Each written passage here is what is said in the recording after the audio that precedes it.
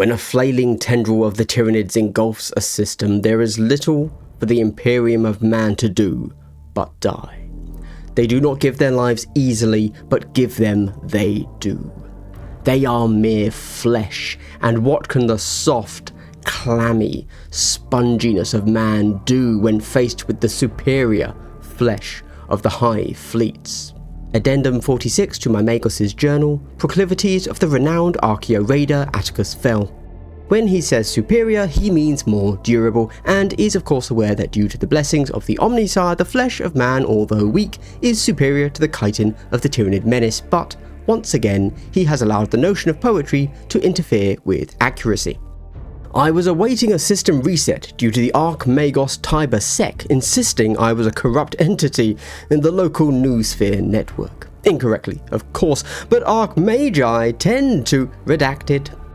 When my loyal servant, despite my designation as Underseer, it was a joint partnership, brought word of a system in peril. Of course, this held little interest to a galaxy-renowned Archeotech Raider such as myself. 1,000 worlds die every day. Rumour unsubstantiated by official Terran statistics of Lost Worlds Administratum. Why would this warrant my attention? But when he mentioned the system name, something in the back of my neural network itched. Galbron 4. If you recall entry 17 to this tome, I had visited the world before. A failed excursion as the archaeotech I had found was too lethal to transport. I dutifully forwarded its existence to the more mundane clades that would guard such things. Much to my shock, there was no report of my discovery, the inspiringly named Archeotech Beta Decima 86, a useless thing really. As such, there was no doubt that I now found myself in a position to aid the Imperium of Man and praise the Omnissiah, and escape a factory reset by Archmagos Tiber Sec, he forgets to mention. By the time I arrived and had procured transport for myself and a hastily assembled Battleclade for support, the surrounding hab had already been levelled. Luckily, as if the Omnissiah knew of my great work, a local warclade marched forth, seeing the importance of my work. I accessed the noosphere network and used Omnissiah code beige to alert the local Magos. Unfortunately, this attracted the attention of the High Fleet's wrath, and they appeared out of nowhere. The Tyranid menace had sensed our landing craft and was already on the way when I raised the noosphere alarm. And so it was that battle was joined between two mighty forces, and although the racket they raised was great, the real battle was a more intimate affair. The serpentine and subterranean Ravener biomorphs could sense the import of my intent. Archeotech Beta Decima 86 couldn't be moved, but it could be destroyed. I knew this. A powerful weapon from a time long past. A bioscourge weapon that when activated would decimate all biological life within the star system. The perfect weapon against the purely biological Tyranid. And of course, the strength of the machine would allow the true servants of the Omnissiah to leave unscathed. This is not an accurate assessment of the survival chances of the Adeptus Mechanicus upon Galbron 4. All it needed was a small detonation and the Hive Tendrils' attacks would be sabotaged. A job for the dauntless, galaxy-renowned Archeotech Raider, Atticus Fel. Raveners? Where did they come from? The world is besieged by Tyranids, Magos. A scout saw them. 5 of them. A prime leads them and will make us less efficient if we go near. A Fel Talon will poison us. A Tremor Scythe will ambush us if we go near their tunnel. A Venom Splitter will poison us with shooting to rival our own. And a Wrecker has the potential to deal enough damage with a single critical hit to fell us in one shot. It seems as if they are running all the unique biomorphs they are able to, which will allow them to regenerate, hide in the tunnel, perceive us with ease, and shower us with acidic blood if we allow them to close the distance with us. Ha! Look at them! They're running away! 3 of them burrowed underground to ambush us, Magos. If you turn your HUD on, you'll be able to see more details. Ah, yes. I see their tunnel entrance now. Good. What about us, Underseer?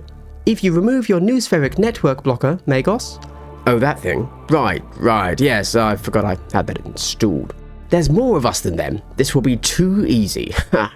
You'll handle the servitors, I'm sure. A unique and elite clade granted by the Archmagos of Galbron 4, I'm sure. Factory standard Magos, an auto proxy servitor to help me control the servitors, 2 gun servitors, 3 combat servitors, a breacher, and a technomedic. We have swapped the concealed apparatus for a comm station, but otherwise we'll use our covert geysers and capacitors to their fullest. Unfortunately, you forgot to charge the neurocyclic reserve cells, and they will only give us a single charge in this battle. A single charge? Blast! That's an incredibly important ability. To lose it to random chance seems insane, Underseer. You could have charged the cells, Magos. I was busy. The Raveners begun the battle, but I recommend a coordinated assault using our Battleclades of servitors as shields where necessary. I have forward deployed the Flamer and the Medic with the comms equipment near the central stronghold to boost both mine and the auto proxy's abilities. We also took 2 stun grenades with us from the transport as a last-second addition. The Raveners may be fast, Magos, but if we slow them with stuns, their need to burrow will hinder them and give us the killing advantage. As long as we stay together, we'll be... I've moved forward. I see, Magos. Caution, the Raveners have managed to unearth some Imperial barbed wire which will hinder our already slow progress. The devious serpents. We shall save ourselves to begin with and not activate any unique attack codes until the time is right, Magos. The Raveners are also resting until we close the distance. I've sent the auto proxy to the comms equipment so we can spread the Omnissiah's blessings further. The Wrecker burrowed up from the tunnel and pushed up to the stronghold wall. The automedic moves up. I sense a rumbling in the tunnels. One of our Flamer units moves up. I don't see any movement, just feel it in my mechadendrites. The breacher cuts a hole in the wall and moves through. I see the Prime moving up, ready to pounce next turn, Magos. The other Flamer moves up. The Venom Spitter expands its dorsal sac before moving up. His spitting venom is primed and extra deadly. We need to be careful. The Melter Servitor moves up. Not to worry, Underseer. I know exactly how to handle these bugs. I move forward and throw a stun grenade. Ha! Let's see how they deal with that. Magos, please. Unfortunately, our gun servitors, although great gargoyles of defense in the Omnissiah's power, are not able to climb down the front of the walls and must drop down the back, greatly hindering their movement. I apologize, Magos. I should have run the correct calculations before agreeing to let you place them there. Not to worry, Underseer. We all make mistakes. With all of our mighty Battleclades staged and ready to meet the foe head-on, it's time to see who is faster. My combat subroutines tell me they will have the initiative in the coming moments, Magos. Right. Their tunnel pushes forwards, and for some reason the Prime seems to have hurt itself as it called upon its synaptic link, but heard nothing. And unfortunately, as you slow-circuited error codes couldn't keep up with me, I shall have to fall back to here. You're standing very close to that servitor, Magos. I've always felt a strong bond with this one. Me and it are like an alloy forged in the crucible of battle. And now the Wrecker can't charge me, and if the Venom Spitter wants to risk it, my trusty servitor here will do as the Omnissiah wills. Magos, that is my auto-proxy. If it is your bodyguard, we will lose the enhanced noospheric network. It's that kind of risk-to-reward ratio algorithm that gets you to be a galaxy-renowned Archeotech Raider like me, Atticus Fel. Now, engage all strategic protocols. Understood, Magos. Noospheric possession, duty of reclamation, incantation of the Iron Soul, and prioritized acquisition on the stronghold objective all activated. 1 command point left for future protocols, Magos. The Prime charges our Melter Servitor, dealing an utterly crushing blow, with the Servitor only just glancing it in return. 2 critical hits will kill any of us, Magos. The Prime lashes out with its tail at me, but I trust in the iron of my armor and take no damage. I push forwards, sabotaging the enemy's objective to ensure they can't score it, and I plant a beacon for the Warclade around us to rally upon. The Venom Spitter moves to within close range of our servitors, with its blast attack dealing minimal damage to the auto-proxy servitor thanks to the Omnissiah's grace. Likewise, the Flamer Servitor isn't afraid of such biological issues. Unfortunately, the Automedic forgot to recite its canticles and was melted to bare circuits. To unleash such a powerful blast attack, the Venom Spitter caught itself in the radius and did, by far, the most damage to itself. The intelligence of a beast and nothing more, hey, Underseer? Easily outwitted. Yes, Magos, you are further forward than tactical parameters normally allow, but the Flamer Servitor hopes to kill the Venom Spitter in return. However, the Tyranid proves more durable than expected. The Servitor falls back to the open as the ranged threat is gone. It was at that point the Wrecker charged me, a dangerous foe capable of devious Tyranid thinking. We began the thrust and cut of close quarters fighting. It failed to crush me on its first hit, and my riposte was swift, simultaneously hitting the snake and batting aside one of its vicious clubs. Its next hit should have been a factory reset for me, but thanks to the incantation of the Iron Soul, I had a tiny spark of life left in me which opened new paths.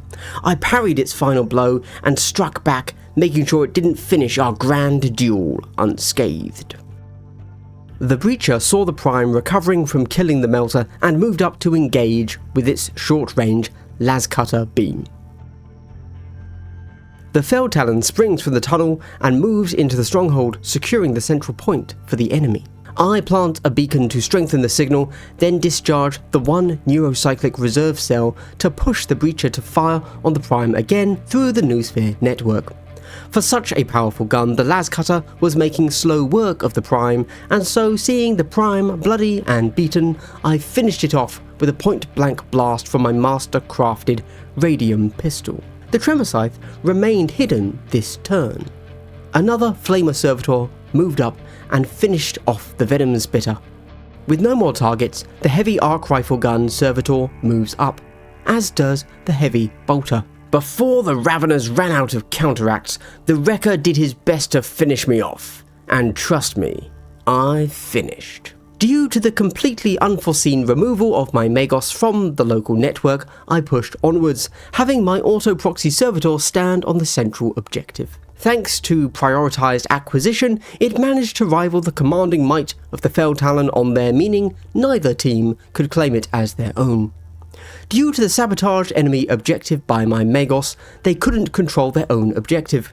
We controlled our own, plus had planted 2 beacons and killed 2 Raveners. The Noosphere network decided this was worth a total of 5 Noosphere points. The Raveners held no objectives that we cared about, hadn't revealed their devious tactical requirements, and only killed 3 of our Battleclade, leaving it with 1 Hivemind point.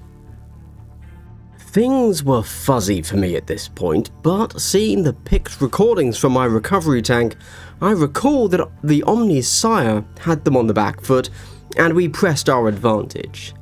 Noospheric possession made my trusty servitors more accurate, and Duty of Reclamation gave them ultimate flexibility when contesting the critical objectives. The Hive Mind, of course, had its own boons to grant, and as the tunnel had reached the centre of our engagement, death from below made their claws more accurate, and whipcord emergence made them hard to put down from range. This was to be the deciding moment. I had already made my heroic sacrifice on the front lines, but the rest of my Battleclade was far from powerless. Target priority and accuracy would decide the outcome of this skirmish. The stronghold seemed unassailable as the tunnel entrance still held the Tremor Scythe and a full health Fel Talon. Knowing the Hive Mind, they no doubt had a hidden objective in our territory which they hadn't revealed yet, and so would be heading for our objective and realizing the chance to put us down as they ran forward. Besides, in this deadly game of sabotage, if they managed to sabotage our objective, it would become useless to us, and so our first action had to be decisive. First, the gun servitor, being in the perfect firing position, added to the strength of the signal beacon network we were establishing. Then its heavy arc rifle was finally brought to bear. Its lethality knew no bounds, and although it managed to connect with the Wrecker, no vital organs were hit, leaving the Tyranid unfortunately free to act. Now, a more strategic foe would have focused its gaze elsewhere, but the bloodthirsty Hive Mind wanted to use its injured limb before the Omnissire's mighty axe could amputate it fully. It charged and found vengeance upon the gun servitor who injured it, and then its mole-like tail whipped out and bludgeoned the Flamer Servitor into an early scrap heap. The steady and consistent power of the Servitor bore iron fruit as the remaining Flamer Servitor entered the stronghold outside of ambush distance from the tunnel and unleashed an acceptably warm gout of flame. Nothing fancy, but it got the job done with the Fel Talon pinned in the corner, with no amount of resiliency from the tunnel aiding its survival. The Tremor Scythe burst from the tunnel straight into Talon range of a Flamer and the Auto Proxy Servitor. It dispatches the Flamer, receiving only a graze in return, and a single critical strike removes the Auto Proxy at the speed of thought. The Breacher's Lascutter makes short work of the Fel Talon, even though the Fel Talon struck first through the doorway. The Wrecker counteracts and changes its order dastardly. I move forward to strengthen the signal with another beacon, then I Noosphere command the Breacher to push forwards into enemy territory. The Gun Servitor moves up, hoping for well-oiled joints to allow it to get the jump on the Wrecker in the closing moments of this skirmish. The closing moments may be, but the dastardly Raveners are still a threat to my glorious Battleclade. The Noosphere grants me many checked boxes for strengthening the beacon signal, but as my tactically challenged Underseer left our home objective, we gained nothing for sabotaging the Archeotech site. The Noosphere informs me we have a total of 9 Noosphere points to the Tyranids' 6 hive points, as they finally revealed their tactical decision to storm our objectives. Having 2 servitors on the stronghold objective gained us control of it before the Tremor Scythe felled both, which granted them a stormed objective which they still hold. With a mere 15 seconds left in this lightning-fast, deadly skirmish to sabotage an Archeotech device that would scour the system of all biological life, the Raveners are on the back foot and would need to act in perfect hive mind unison to stand a chance. They would need to be perfect. But the Omnisire protects and grants us the intuition to strike first. The Ravener tunnel wormed its way toward our objective. Then we saved the single command point for a clutch moment of accuracy, while the Raveners, however, turned their excess biomass into power as much as they could, including slithering out of sight with the Tremor Scythe back into the tunnel. Leaving a single enemy on the board, my mighty, although greatly diminished since my loss, Battleclade opens fire. A single critical hit turns the Wrecker into nothing more than a shadow on the ruined wall, then dashes towards the enemy objective. The Tremor Scythe erupts on the tunnel into melee range of the Breacher Servitor and kills it in a single hit. The only chance the Raveners have to slow us down is a tail attack from range, but due to the elegant Omnisire's designs, it couldn't reach my tactically questionable Underseer and instead charges. My Underseer tactically retreats, giving up strengthening the beacon's signal, and settles for a final boon towards sabotaging the Bioscourge Archeotech. A crushing and decisive victory to the glory of me, Galaxy-renowned Archeo Raider Atticus Fel. The Omnisire gained a solid 11 Noosphere points compared to the lowly and pathetic 6 biomass points for the foolish hive mind. Several years later, after my swift and astonishing recovery back on my ship, the Omnisire's ravaging blaze, my Magos Tybersec demanded a post-action breakdown about why the entire world of Galbron 4 had been eradicated of all life, biological and other, with many Adeptus Mechanicus cohorts having been lost in a blast that many philosophers refer to as the greatest tragedy of our times. However, I was quick to point out that actually it was only the greatest tragedy of our times that they knew about, yet my Magos still wanted a debrief and sent his Scattercross spy to, Scattercross loyal servant of the Omnisire, as we all are, in his stead.